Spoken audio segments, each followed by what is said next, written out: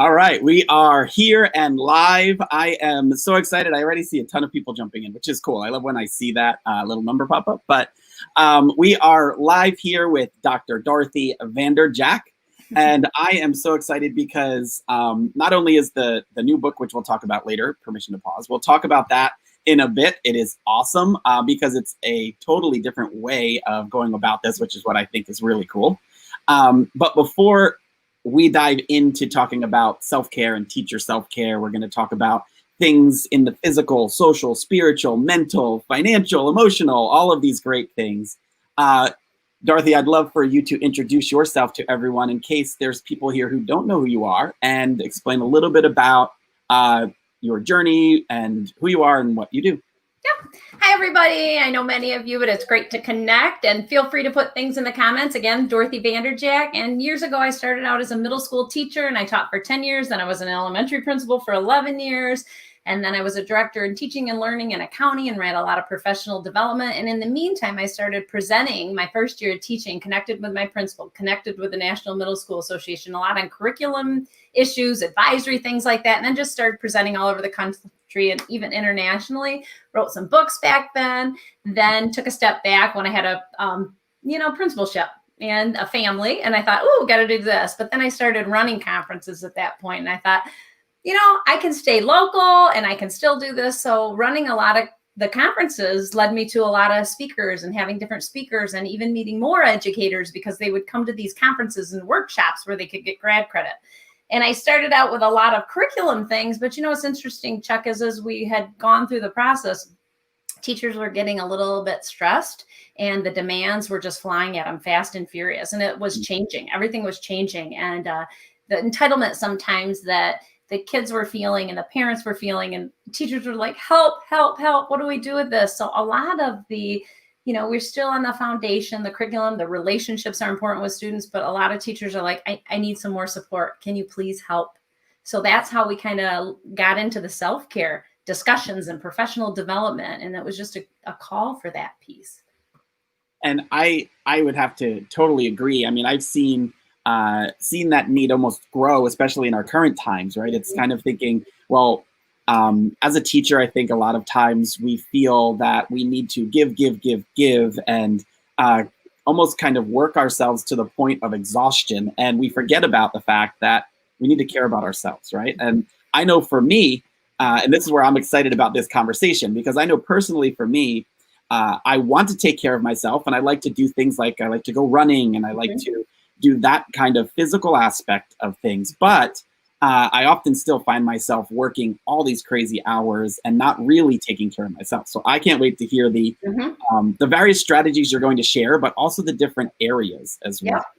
Absolutely. 44% of our teachers leave within the first 5 years, Chuck. That it's National Education Association reported that statistic. And that we need to protect our teachers, especially our young teachers coming in. I mean, we all need to take care of all of ourselves, but we have kind of figured some things out along the way, and we need to model for them and mentor them because it's a trying time, especially right now. So we have to have the self-care. You talked about running, and I know you talked about it with Taylor on one of your Facebook Lives, and he said, I like to run for 3 minutes, and then I like to walk, and then I run, and then I walk. So he changes it up. And I'm not a runner. I'm going to admit it. A lot of my friends are. I can't run. I'm a walker, and my walking group, some of you are out there. Hi, friends. I know Donna, Christine, a bunch of them. I've walked for a long time. Actually, I had gained quite a bit of weight. I was working endless hours. It was very stressful, and I was about ready to just burst. And I thought, I have to back away from this and do something for myself. So I started to walk 30 minutes a day, and I cut down on some carbs, and I lost 18 pounds. Wow. And it wasn't a long period of time either. And people are like, what are you doing? What are you doing? And I thought, I'm just walking. I'm really just walking and changing my mindset.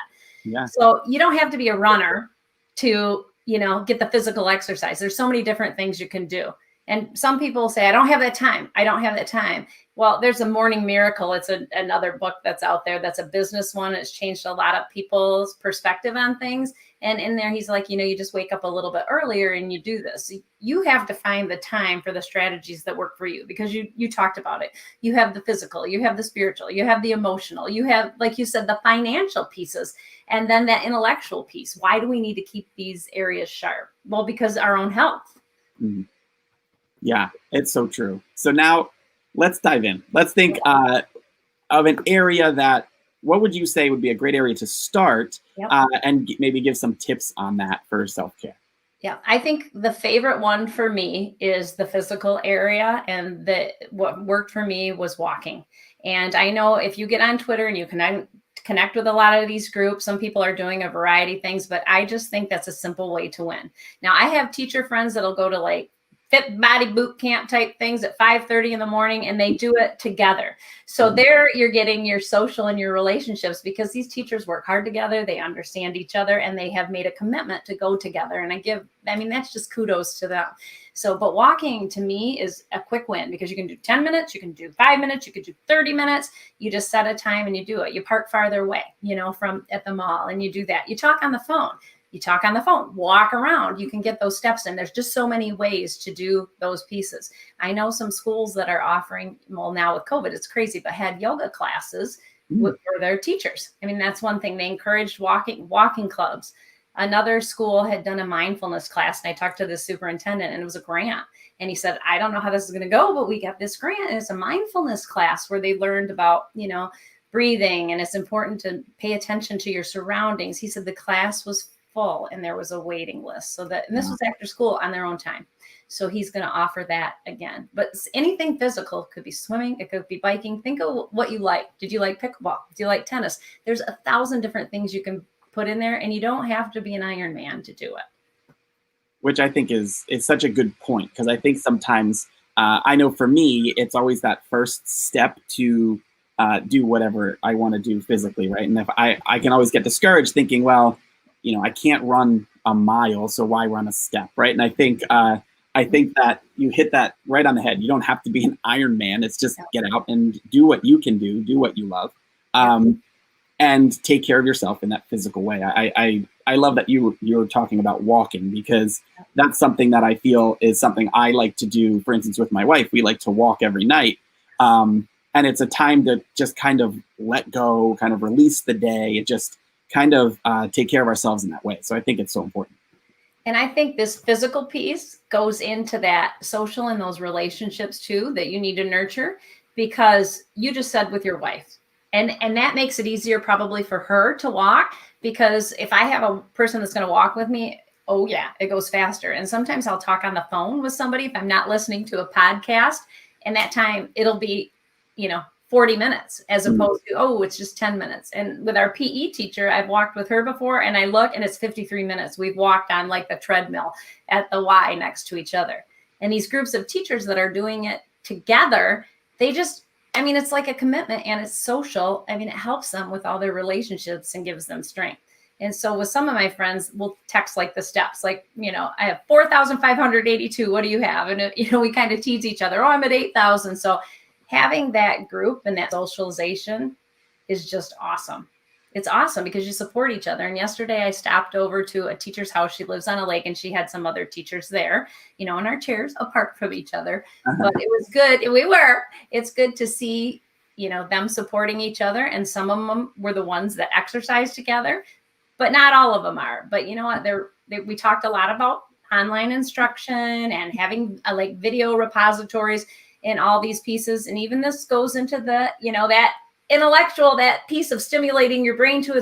That was what I thought was the social piece there, because right now everybody is, I don't know. They're struggling. I don't know, and they feel like they can't win, because no matter what, somebody's going to be unhappy with the decision. So I feel like physical is important for physical health, because, you can have all the money in the world. If your physical health isn't there, you can't do anything. Yeah, that's important. But having that social network is, even through trying times like what we're going through right now, or personal trying times, having a social network is huge. And it could be work friends, family. You have to decide who's your support system, but spending time with them is critical. And I have to agree, because I think personally, growing up, I played sports a lot, right? And I always had that kind of a social group for myself. And then once I kind of came into teaching and kind of stopped playing sports at a certain level, that social group was needed. And I found, okay, I can find that within my teacher friends, within my family. And I think you're right. The biggest thing for me in that social aspect of, I guess, self-care was the accountability aspect, right? Yep. So they were able to keep me accountable to continue either taking care of myself or continue exercising it. And I also knew that I had some people that I could lean on, that I wasn't in all of this by myself, right? So yeah, that social aspect is key. So physical, social. What about spiritual? I know you talked a little bit about the spiritual side of self-care. I'd love to hear your thoughts or tips on that. Right. The spiritual piece is really personal, I feel like, because everybody has their own belief, and we need to honor that. And you need to nurture that, how that works for you. And it could be, another being, whatever your belief is, then that's the avenue that you go through. You need to take time to nurture that. Like, Oprah's a good one that says, what does she say? You need to pay attention to your surroundings and the forces out there, because it'll give you a little tap. And if you don't get the tap, it's going to smack you in the head. So be aware of the surroundings. So it's all connected with self-care, like being aware of nature, being aware of different things.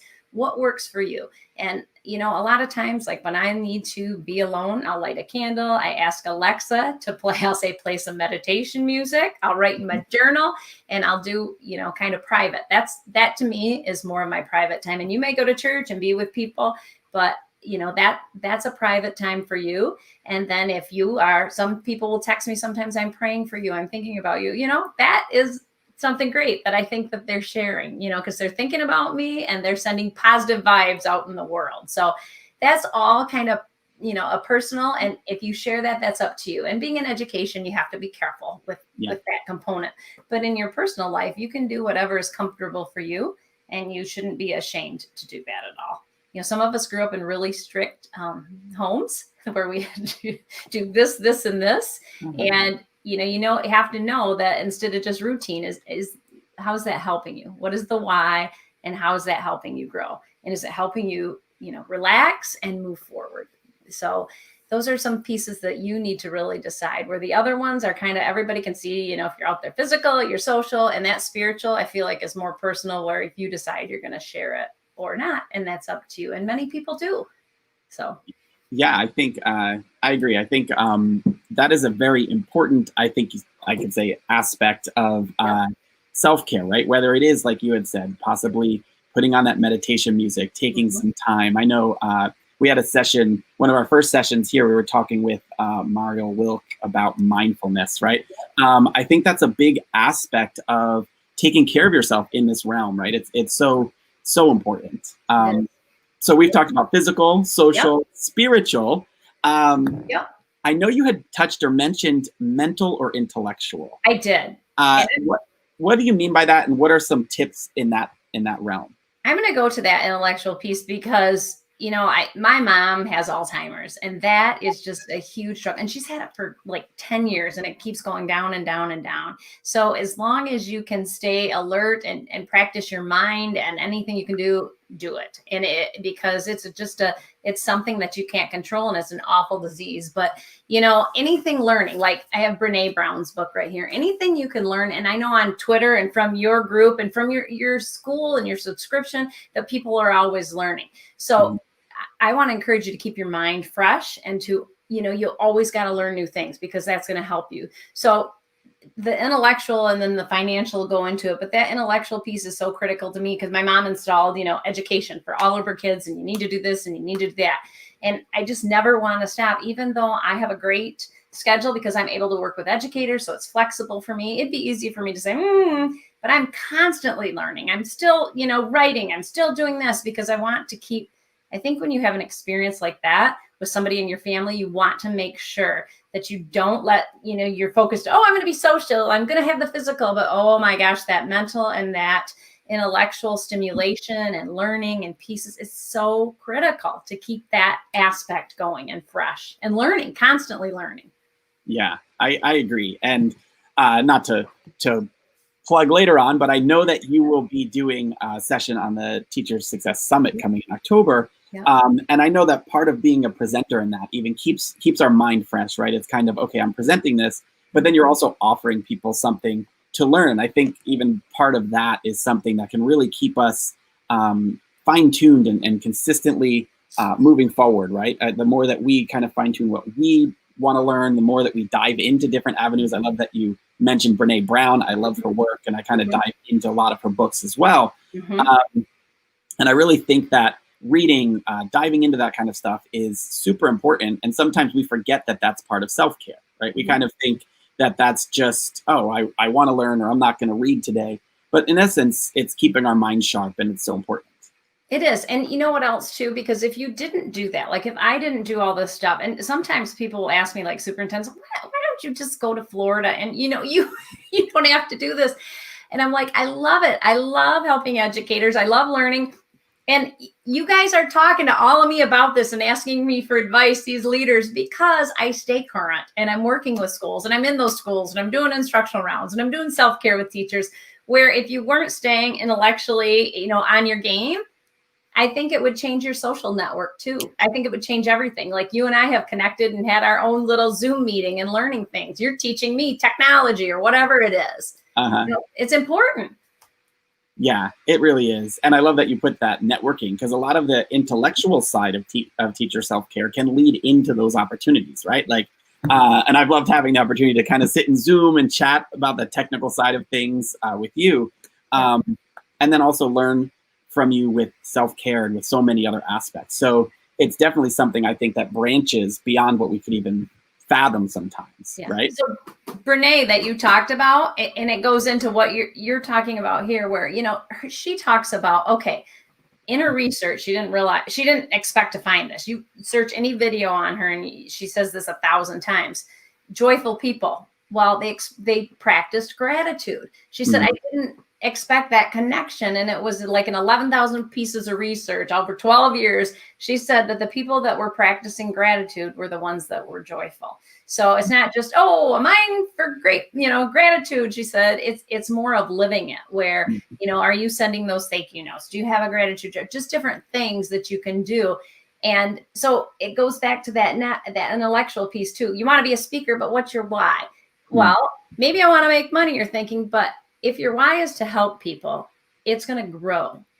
Abundance will be placed on you, because your why is, I want to help people. I want to learn. Mine was to get them grad credits. We do economical grad credits. It's like $425 for 3 grad credits. Well, teachers that don't have a lot of money are like, I need to do that. And that was my goal, to help teachers get these certification renewal that didn't have to have a loan to do it, So that was what I was doing. And then all of a sudden it exploded into this business that I didn't really anticipate. Right. So the same thing with, she talks about, you're practicing gratitude. Those are the ones that are joyful, that they didn't do it to be joyful. They were, they were just practicing gratitude, but they were the ones that were happy. So research has shown, all these areas of self-care help you. The physical, it helps your creativity. It boosts everything, your mood, your health, all sorts of stuff. And your joyfulness. Search self-care and you'll find all the articles and all the research. So there's meat behind the area of self-care. Exactly. And before we move to the next one, I know you had talked about a gratitude jar. So I was curious if you wanted to touch on that a little bit, because or if you want to save that till later, you can let me know. But I'm curious, because we're talking about this topic of gratitude. How does that work exactly? Or how do you do that or practice it? There's so many different ones you can use. So first of all, when I present, I ask everybody when they walk in, I have this big old one. This was with elementary principals, and I'm going to do a little Twitter chat with that group and pull some of these out, because they're interesting. And a lot of them, their family, their staff, they had different things in there. So when I do a session, I have a big one, and then I pull it out, just things they're grateful for, and have them start talking about it. I also tell them to do it with their staff. Put things in there for other staff members, and they can read them out at a staff meeting. So there's a variety of ways. I know some people that do it for the whole year, like they'll do a year and then they read them on New Year's Eve. Now, I can't, I'm a little bit hyper. So for me to wait that long, I can't do it. So I like to put grateful things in there, and I'll read them out after a week or however, what my time is.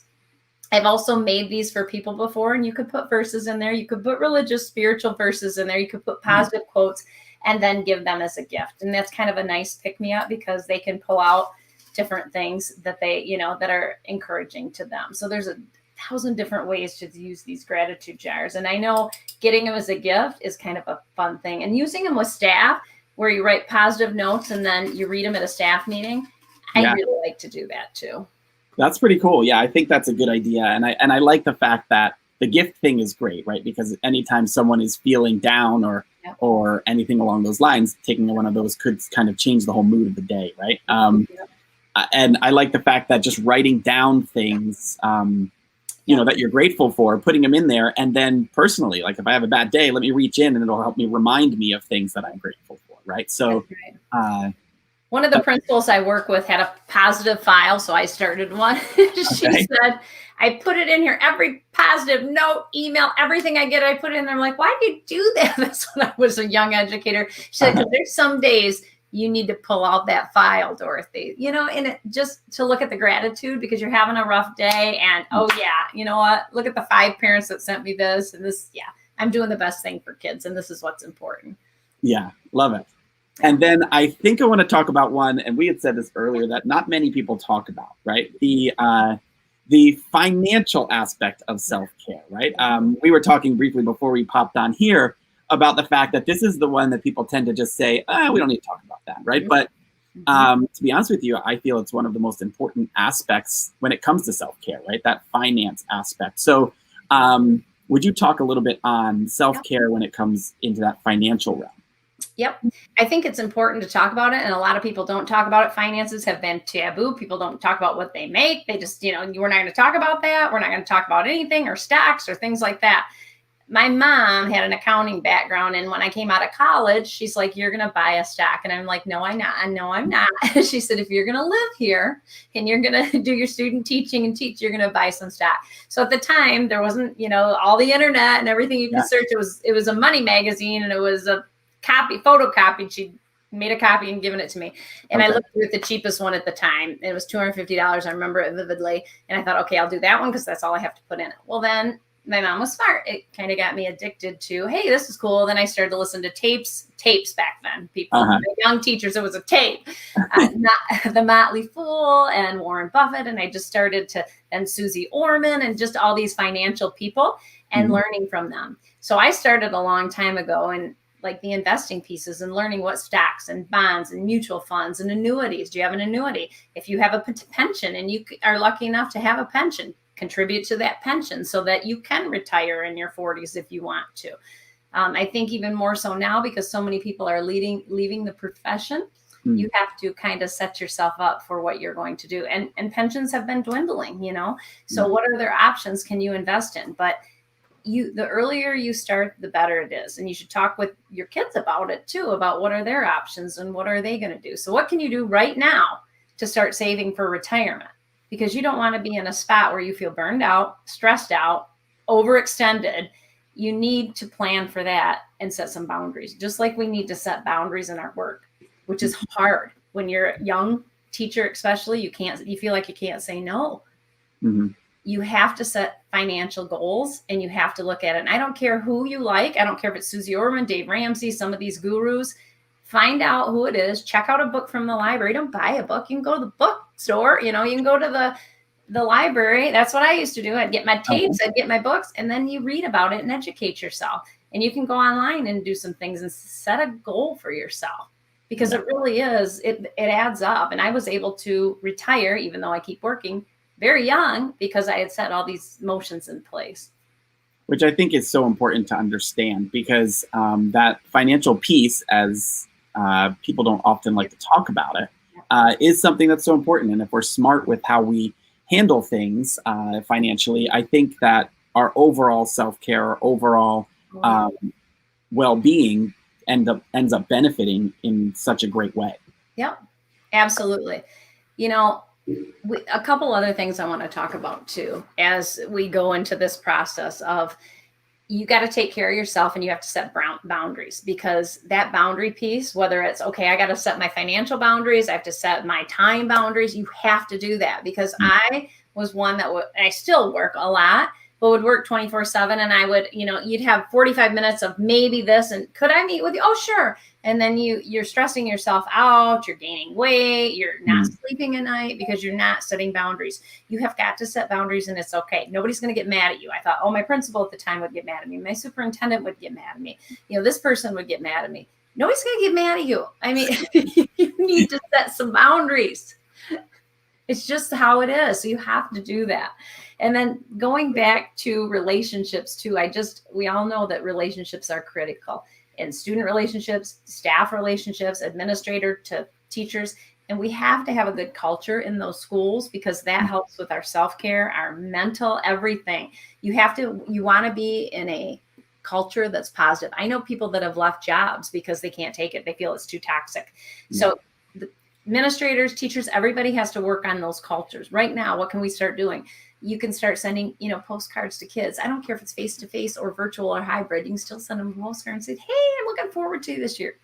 Principals can do that to teachers. Soups can do it to principals. We can start doing some things now to welcome. Let's welcome everybody back. Let's have a good culture. And then you continue to build on that and use some of the self-care activities. I mean, there's 1,000 different things you want to focus on, from saying no to unplugging to time with family to going to bed early. I mean, we could go for 15,000 hours here on these things.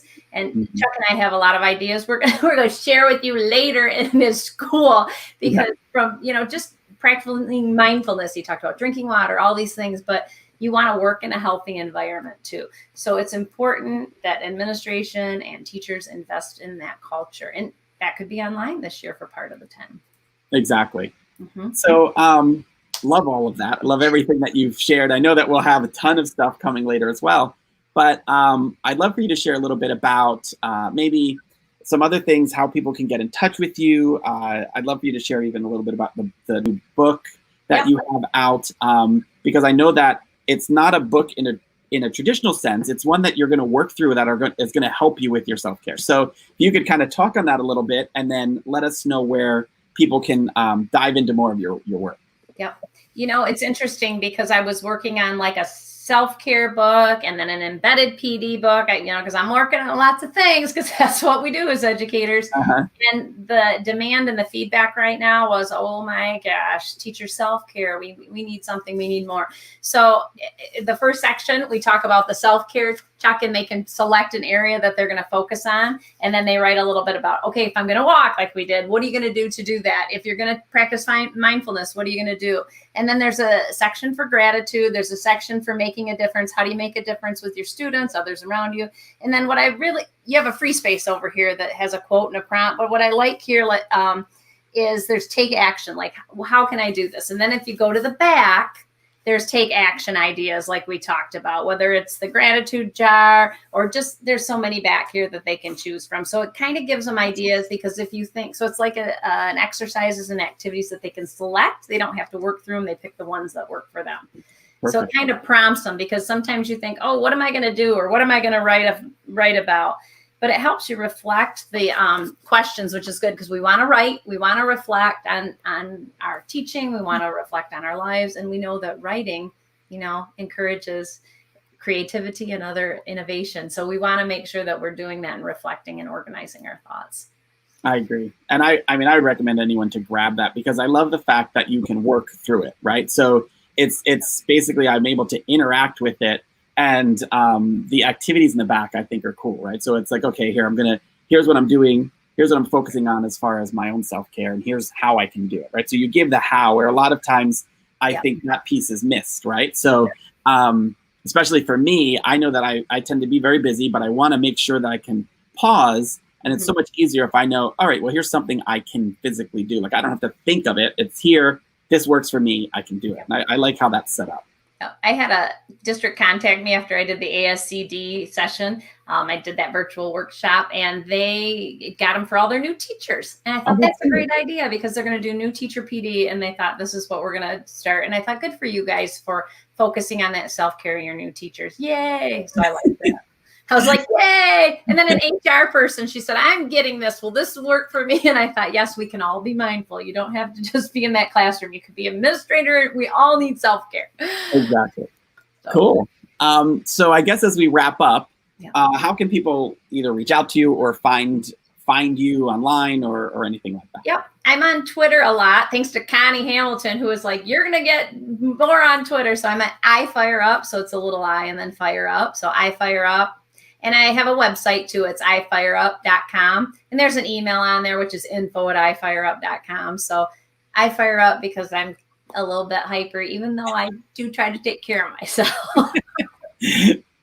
Love it. Yeah. So I mean, I would encourage anyone to jump on there. And then, of course, look forward to Dorothy's session on the Teacher Success Summit coming in October. If you're watching this recording, you can obviously go to teachersummit.com and find that. And I know that you'll be sharing a calendar in that one as well, right?